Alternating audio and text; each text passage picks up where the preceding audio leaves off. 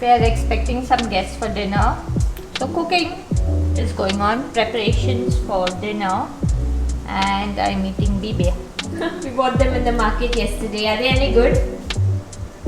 But guys, if you are also buying these from the vendors at Burger Market, you have a tip for them, right? They cheat you on the number.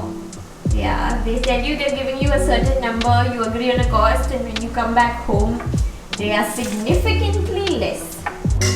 So I'm finally having some bibe, the tender cashew nuts, and if you want to know what this tastes like, it's actually really similar to when you soak almonds.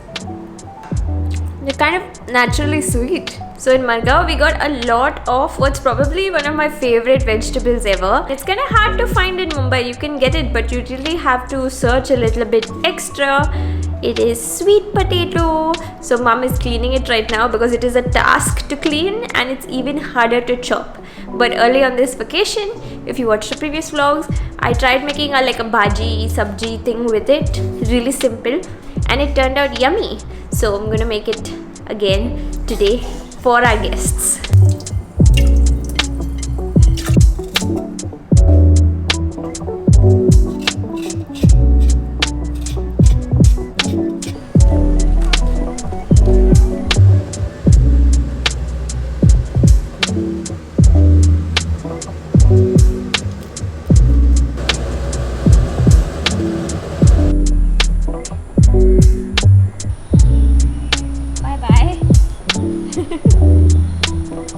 It was nice to have Margaret and the boys drop in again, and now we're expecting our dinner guests. So if you guys have seen the Goa vlogs from earlier in this year, the whole series when I went and stayed in my ancestral home and showed you guys around my village and all, you will recognize the people that are coming to meet us today. There's Alden and Rosella. They run the gym at Lothali, their family.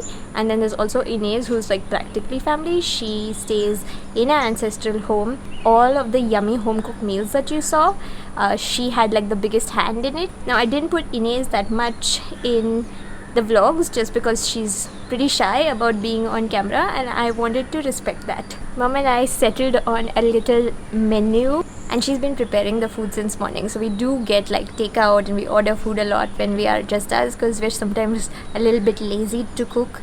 And we don't host people all of the time, but when we do host people, I think mom always likes serving them home cooked food. So we have two appetizers that we're making. There is nachos with beef mince and some veggies. We love nachos, they're always great.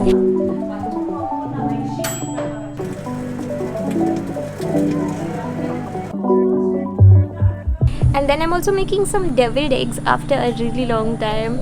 It's just a simple egg dish with mayo and mustard that looks kind of fancy and is a really great finger food.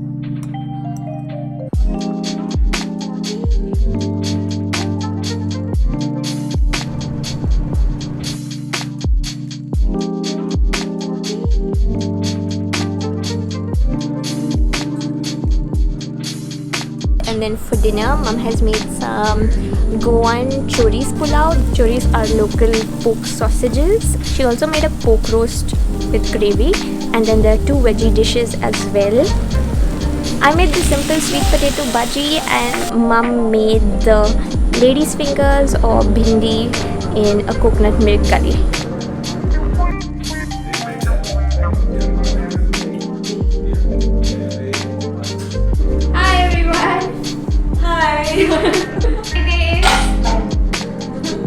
It was a very good day.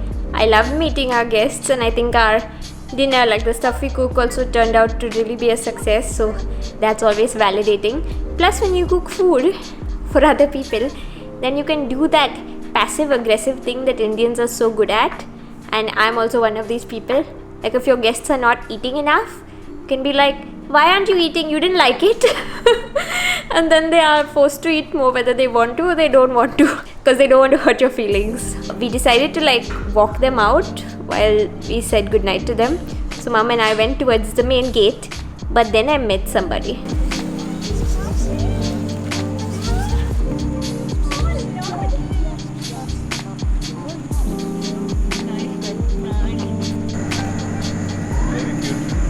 She's purring.